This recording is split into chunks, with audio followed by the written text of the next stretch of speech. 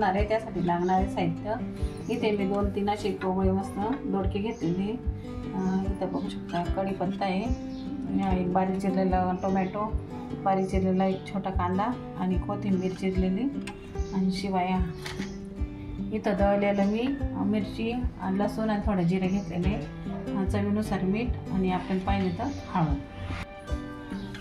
दोडक्याची वरवरची थोडीशी नॉर्मल साल थोडी साळून घ्यायची. तुम्ही तसंही किसलं तरी चालेल, पण मी थोडं साळून घेते म्हणजे व्यवस्थित होईल.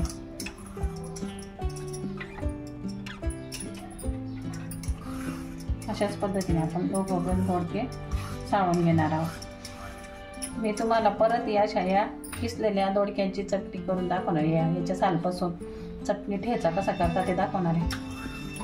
आता मी याची थोडी साल काढून घेतलेली आणि आता मी या किसणीने किसून घेणार आहे.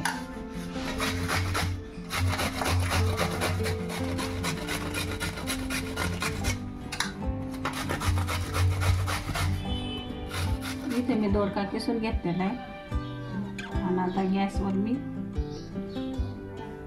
कढई ठेवलेली. गॅसवर तेल टाकणार आहे मी.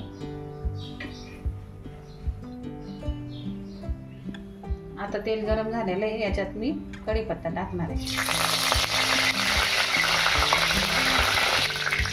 आता कांदा,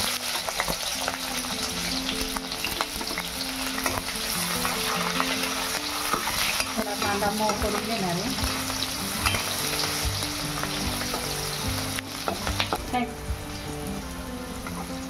आता आपला कांदा थोडा परतून झालेला आहे, थोडा कांदा नरम झालेला आहे.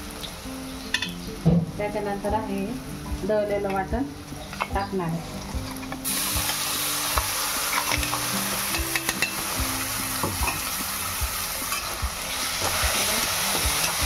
परतून घ्यायचं.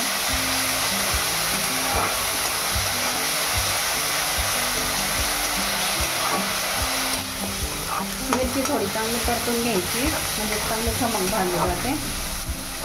आणि आता लगेच आपण टोमॅटो टाकू.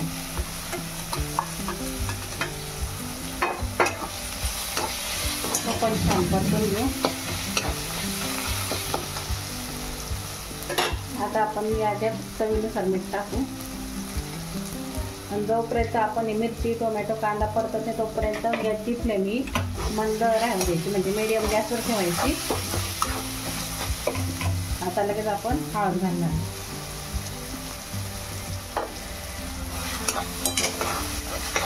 आता आपण हे सर्व मीठ आणि हळद असं एकजीव करून घेऊ. आता आपण याच्यात किसलेला हा दोडका टाकणार आहे.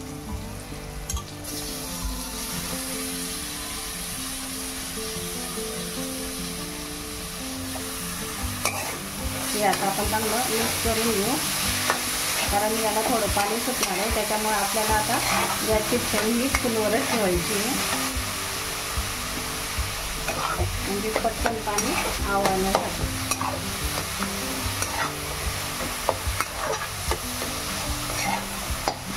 तुम्हाला पाहिजे तर तुम्ही मिरची दळताना थोडे शेंगदाणे पण घेऊ शकता. इथे मी शेंगदाणे वापर केलेला आहे.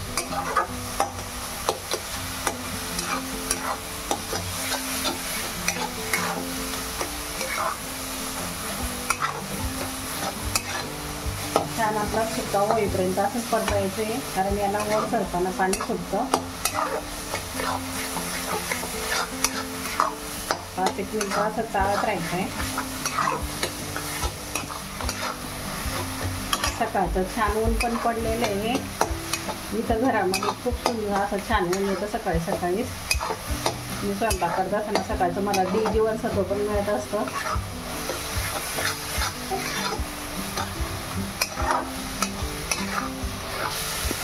आपल्याला याच्यावर झाकण अजिबात ठेवायचं नाही आहे.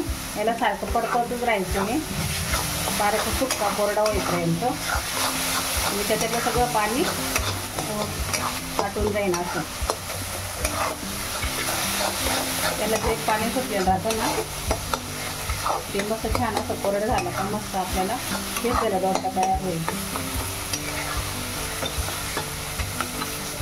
आता आपलं दोडकं तयार झालेलं आहे, कारण याला वेळ नाही जास्त लागत. आणि बघा आता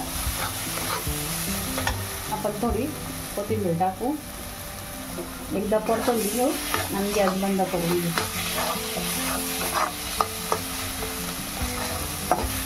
बघा सगळा कोरडा झालेला आहे. आता मी गॅस बंद करणार.